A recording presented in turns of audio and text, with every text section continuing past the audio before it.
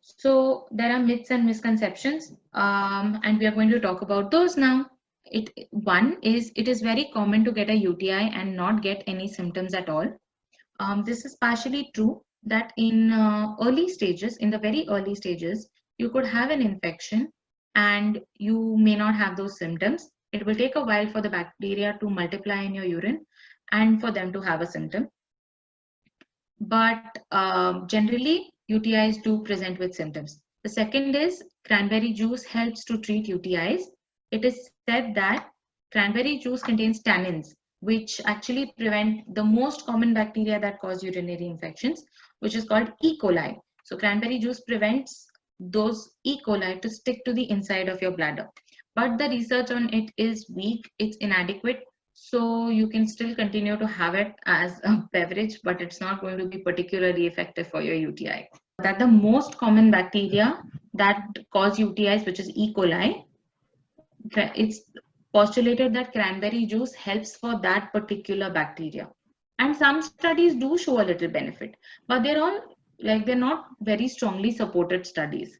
Again, it's a good to have thing. It's not a mandatory, like if you don't have it, you're not going to be treated kind of situation. And the second thing is a lot of patients don't follow up with antibiotics and they don't follow up with complete courses. Patients assume that it's okay once our symptoms stop, it's okay for us to just leave antibiotics at that point and not go ahead and do the 5-day course. So having a backup that can limit your infection is a good idea. The third thing is UTIs and pregnancy are not related. Not true. UTIs are very common in pregnancy, and that's due to a difference in the hormonal balance of your body. That's one thing. The second thing is that your growing uterus sometimes will press on the bladder and it will cause a lot of urine to clog up in the bladder. The best way to take care of it is to hydrate a lot when you're pregnant and to visit the bathroom as soon as you feel the sensation to go pee. The fourth thing is using public toilets causes UTIs. This is a myth, and that is because there is your urethra or the opening of where your body where urine comes out does not come in contact with a toilet seat. So it's unlikely that touching a toilet seat would cause a UTI. Public toilets do not cause UTIs unless you're super dehydrated when you went to the public toilet. But your urethra had, like the urethral opening actually has to touch a bacteria for it to be infected with the bacteria. Unless you have like in the worst case, unless you have like a cut somewhere on your skin and mucosa that comes in contact with the toilet seat and that introduces a local infection, the chances that you get one from a public toilet are very, very little. Unless you come in contact with contaminated fluid in any way.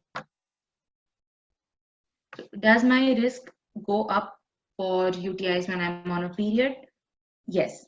So tampons and pads that are not changed regularly enough can promote bacterial growth and that they can increase your chance of getting a UTI. Tampons will not directly cause a UTI, but they can cause flare-ups in your symptoms. So they can cause more itching, more burning, and more irritation. So to prevent UTIs in general, and especially when you're on your period, good hygiene is key, which means you have to use good quality products that are super absorbent. Make sure that you change your hygiene products on time, like you don't leave a tampon in for 6 hours and keep yourself clean and dry. Second question is, what should I avoid if I already have a UTI? If you already have one, generally try avoiding alcohol and caffeine because they act as irritants and they are also likely to interact with the antibiotics that you're taking when you are on treatment. Again, I would like to reiterate, when you're getting treated or if you keep having UTIs, avoid wearing nylon panties and tight jeans. They act as a breeding ground for bacteria. Then the third question is, can STIs also present as UTIs?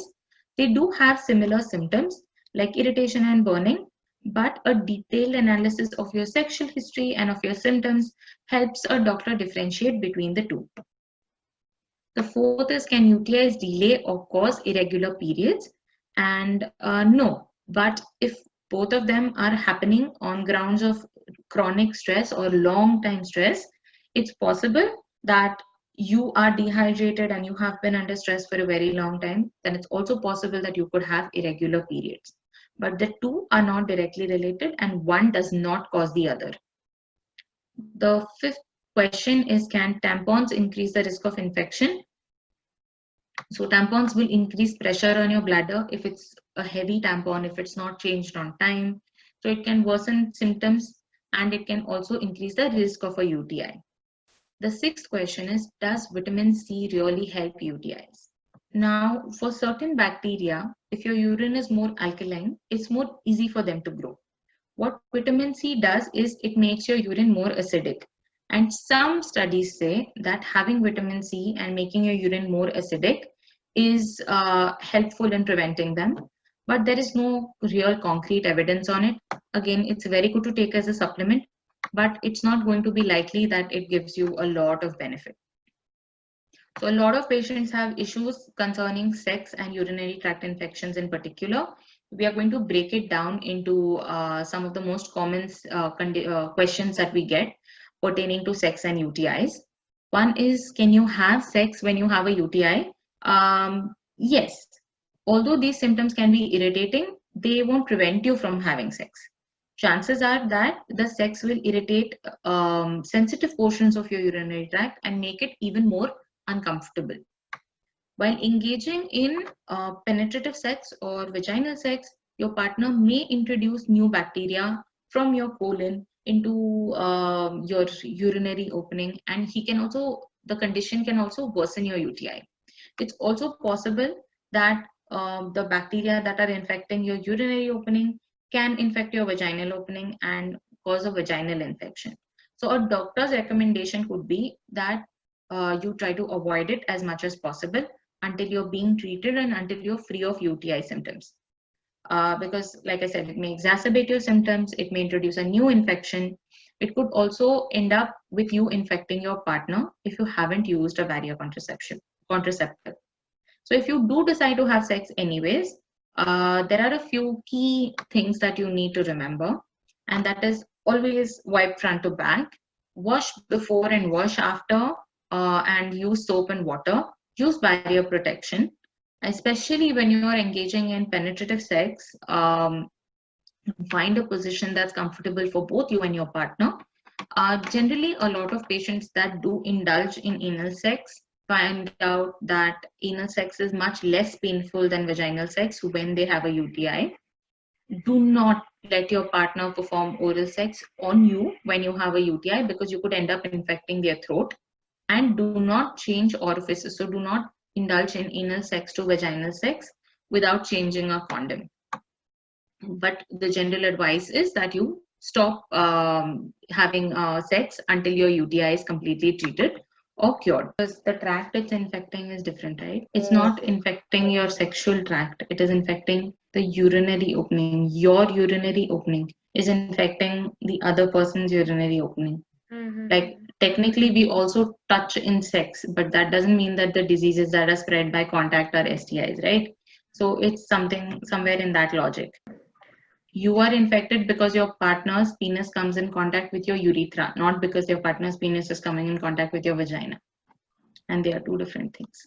They're all in line. If in a woman's body, urethra, then followed by vagina, then followed by anus, and they're all very close together.